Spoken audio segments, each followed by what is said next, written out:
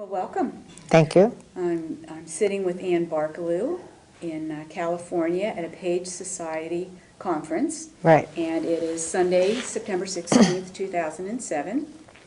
And Ann has agreed to chat with me a little bit about her experiences in public relations. So let's start early on in your life, in your career. After you graduated from Central Missouri State University in 1957, you began your career as an English teacher and a journalism teacher, and you were a school administrator in Missouri and also in California school systems. And in 1966, you earned a Master of Education degree from the University of Missouri. How did you land in corporate PR?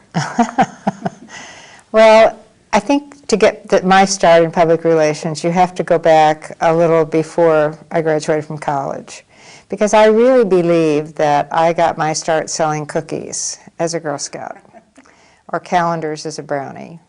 I think that all those experiences are experiences that teach you a lot about planning and involving other people and working as a member of a team. But after I graduated from college, I became a teacher because it was what I always wanted to do, and it mixed my love of journalism. I'd been a junior high school newspaper editor and a senior high school yearbook editor, and I went to workshops at the University of Missouri School of Journalism. So I didn't know exactly what it was I wanted to do in journalism, but I so admired a teacher I had that I decided I wanted to be a teacher too. So after doing that in Missouri for 3 or 4 years, I then had a chance to go west to California. California requires a 5th year for a permanent credential, and so I needed to go back to school. Now, during those 5 years of teaching, I had so many students wanting to take journalism that I had to divide them into 2 groups, and so I set up a news bureau, and I assigned beats, and we got on the radio, and we got on television. So in effect, I was doing public relations for the schools at the time. I was also sort of a militant teacher, and I used to go to school board meetings and say, why aren't we told all these things that are going on?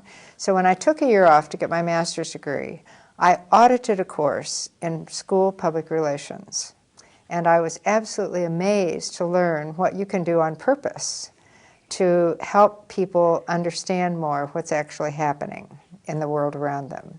I had a wonderful professor at the University of Missouri, and as a result decided to do my master's thesis organizing a program of public relations for the Santa Barbara schools, which is where I was teaching. I was on leave from Santa Barbara, California. Well, I was going to go back and head the English department at a brand new high school, which is every English teacher's dream. And one morning, my superintendent in Santa Barbara called and said, we are going to assign you to the district office and let you put into practice what you've written in your thesis. So, I mean, it's a wonderful, wonderful opportunity. And from that point in my life on, I never ever applied for a job. It was sort of like one public relations opportunity followed another.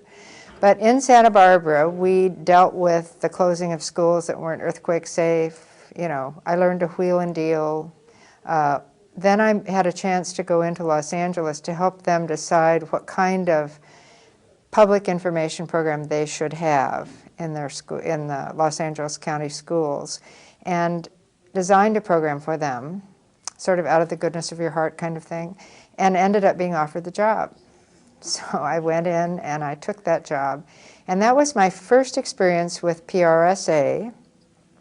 And I got accredited. I went through accreditation. And Betsy Plank signed my accreditation certificate. So think about that. I mean, that's in the 60s.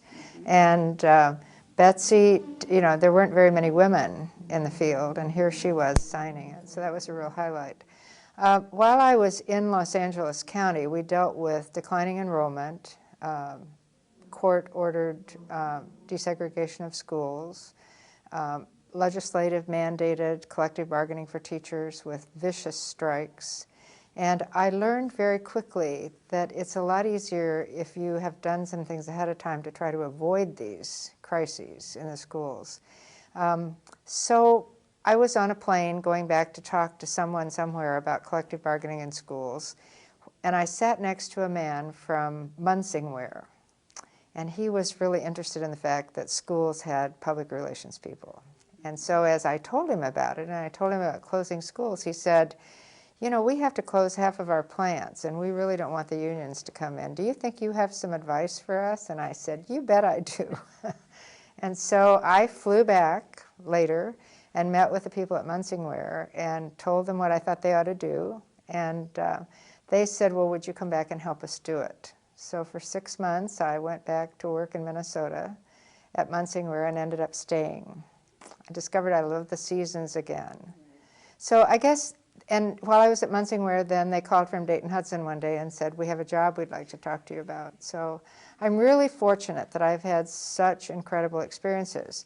But the lesson in it all for me is that, and what I try to tell college students whenever I get a chance, is that public relations, if you're good at what you do, you can do it anywhere. It's the same basic thing.